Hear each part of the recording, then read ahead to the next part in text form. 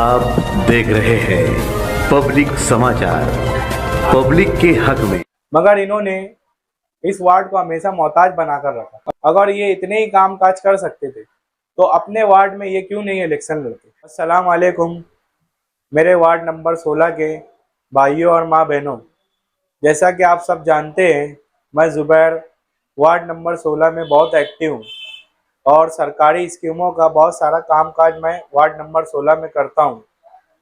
मैंने ये देखा वार्ड नंबर 16 के अंदर बहुत से माँ बाप अपने बच्चों को स्कूल में सही तरीके से मदद नहीं कर पाते हैं, माली तौर पे कमज़ोर होने की वजह से।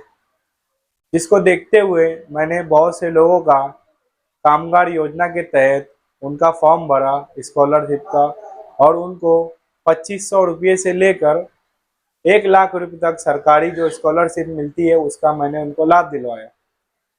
जैसा कि सरकार बहुत सारी स्कीमें लाती हैं जो देहातों में आउटर में लोगों को उसका फ़ायदा मिलता है, उसका लाभ मिलता है, लोग उसके बारे में चर्चित रहते हैं। मगर मालेगांव सेंट्रल के अंदर ज़्यादा सरकारी स्कीमों पर फोकस नहीं किया जाता और हमारे जो कुछ लीडरान हैं वो उसके बारे में आवाम को आगाह भी नहीं करते। जैसा कि मालेगांव के अंदर अभी बहुत बर्तन योजना चल रही है, जिसके बारे में मैं ही पहला वो वाइस शख्स था जिसको मैंने वो योजना मालेगांव में लाई और उसको वार्ड नंबर 16 की आवाम का मैंने उसमें फॉर्म भरा, कामगारों का फॉर्म भरा और वो योजना का लाभ मैंने दिलवाया। मेरी ऑफिस पर लाकर उसकी किट को मैंने दिलवाया। और सरकार जो है बहुत सारी ऐसी स्कीम निकालती है अलग अलग कैटेगरी वाइज मजदूर, जो मजदूर अलग अलग टाइप के, जैसे टाइल मजदूर है, वायरमैन है, तो उसके लिए सरकार एक किट देती है जिसके बारे में आवाम को पता नहीं रहता और हमारे कुछ लीडरान उसके बारे में उनको बताते भी नहीं है, जबकि उनका ये काम है। उन्होंने इसके लिए ओथ ली है मगर उसके बारे में ये सब काम काज वो करते नहीं। जिसको देखते हुए मैंने मेरे वार्ड के अंदर बहुत से मजदूरों का फॉर्म भरकर उनको सेफ्टी किट जिसे कहते हैं जो उनके काम के लिए लगती है, तो उसके अंदर बहुत सारे हर कैटेगरी वाइज जो काम वो करते हैं उसके हिसाब से उसके अंदर सामान रहते वो मैंने दिलवाई। फिर उसके बाद मैंने ये देखा कि वार्ड नंबर 16 के अंदर बहुत सारी ऐसी योजनाएं हैं जो मैं ला सकता हूं, जिसके लिए आवाम को देहातों में जाना पड़ता है। जैसे चेकअप योजना, चेकअप योजना के लिए मालेगांव लेवल पर भी और मालेगांव में कहीं ऐसा सेंटर नहीं था जिस पे लोग आकर अपना योजना का चेकअप करवा सके। तो मैंने नासिक पर लेटर देकर, नासिक पर बात करके लेटर देकर उस योजना को मेरे ऑफिस पर चालू करवाया, जिसकी वजह से मालेगांव की आवाम को और प्रॉपर वार्ड नंबर 16 की आवाम को बहुत फ़ायदा मिला। उसमें जो कार्ड मिलता है और जो चेकअप होता है जिसके लिए देहातों में जाना पड़ रहा था वो चीज़ ख़त्म हो गई। जिसको देखते हुए मेरे ज़िम्मेदारों ने, मेरी माँ बहनों ने मुझसे कहा कि जुबैर भाई आप इतना काम काज करते हो बिना कोई पॉलिटिकल लेवल पर होते हुए, तो आप जो है कारपोरेटर इलेक्शन लड़िए और अपने काम के पैमाने को और बढ़ाइए और बड़े स्केल पर करिए। जिसको देखते हुए मैंने सोचा, और मेरा ऐसा कोई इरादा नहीं था कारपोरेटर इलेक्शन लड़ने का, मगर मैंने जिनके काम किया उनसे मैंने राय ली, उनका सर्वे किया कि मुझे ऐसा बोला जा रहा है, आपकी क्या राय है। तो उन्होंने मुझको पूरा सपोर्ट दिखाया और कहा कि आप बिंदास लड़िए, आपको हम पूरा सपोर्ट करेंगे। जिसको देखते हुए मैंने ये ख्वाहिश मुफ्ती मोहम्मद इस्माइल कासमी साहब, अलहाज यूनुस ईसा साहब, डॉक्टर खालिद परवेज साहब और एक्स मेयर मालिक साहब के पास ये ख्वाहिश पेश की। उन्होंने मेरे कामकाज को देखते हुए और आवाम की ख्वाहिश पर मेरा टिकट वार्ड नंबर 16 से फाइनल कर दिया। जैसा कि आप सब जानते हैं वार्ड नंबर 16 के अंदर और बहुत से वार्डों के अंदर इच्छुक उम्मीदवार करके अपने आप को बहुत से लोग जाहिर कर रहे हैं, मगर हर एक उम्मीदवार का अपना एक मैनिफेस्टो रहता है।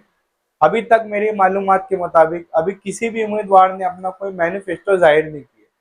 मैं अपना इलेक्शन मेरे मैनिफेस्टो की बुनियाद पर लड़ूंगा।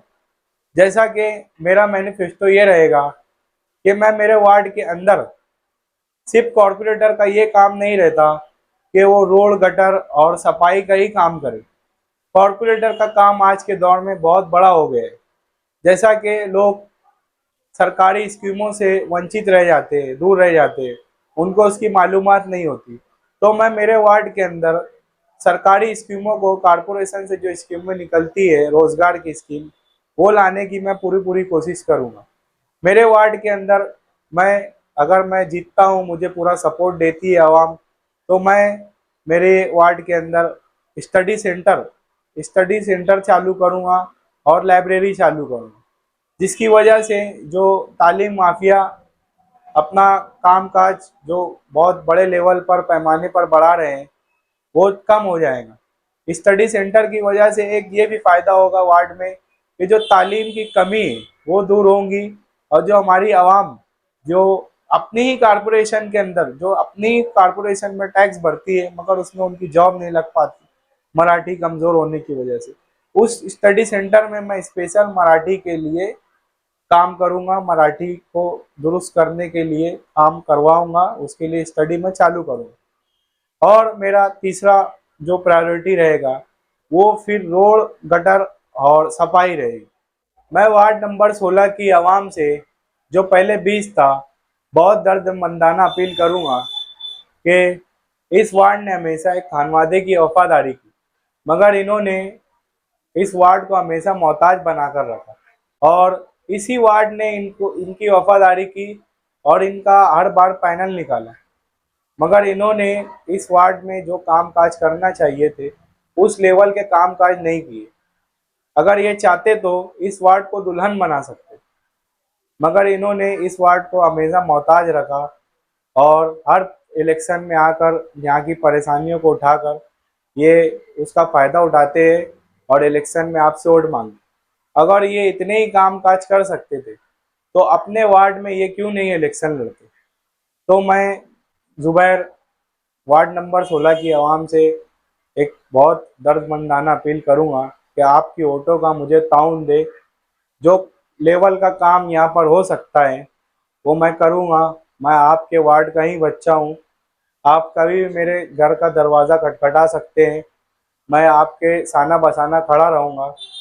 मैं आपसे एक बहुत दर्दमंदाना अपील करूँगा कि मेरे को बहुत सी वोटों का ताउन करें और इस वार्ड से जिताएं। इंशाल्लाह मैं आपको नाउम्मीद ना होने दूँगा।